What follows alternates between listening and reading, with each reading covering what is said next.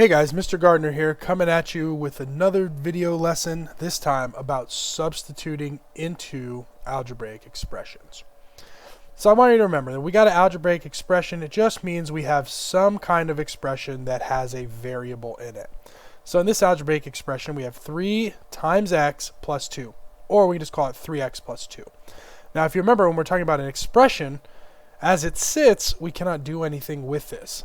We have this term with a variable, this term which is a constant, and because this constant doesn't have a variable, we can't combine these two terms. So as it sits, it's as simplified as it gets. Now, if you want to evaluate this expression, then remember we have to put in some value for this variable. Okay, and because there's no equal sign, we can assign any value we want right here for this variable. So let's say x equals 3. Well, then what we would do is we're going to put this value in for this variable. So if I was going to rewrite this, I have 3 times 3 plus 2. So remember, our coefficient multiplies the variable. And order of operations tells us we're going to multiply first. So 9 plus 2, add those together, and we get 11. And so if we wanted to, we can put in a bunch of different values for this expression. Okay, and we'll just call this our x values, and we'll call this the value of expression.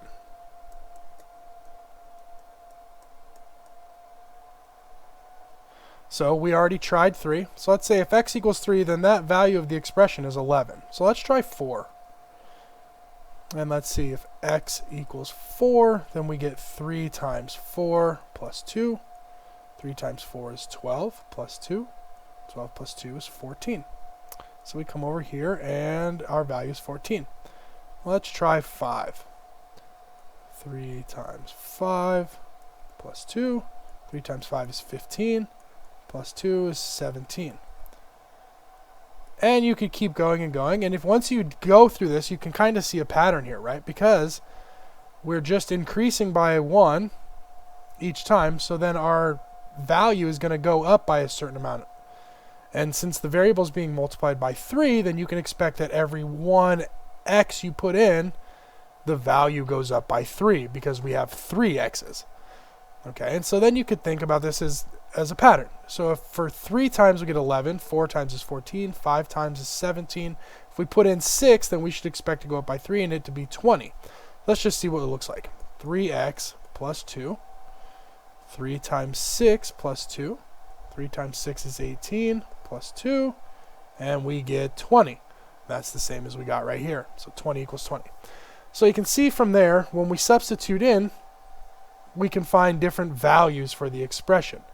Now this is going to become really handy when we get into putting in values for a linear equation so that we can graph. But that will come on a separate video. So right now, just remember that when you have an expression, and you're given a value for the variable, you just put the variable in for the variable,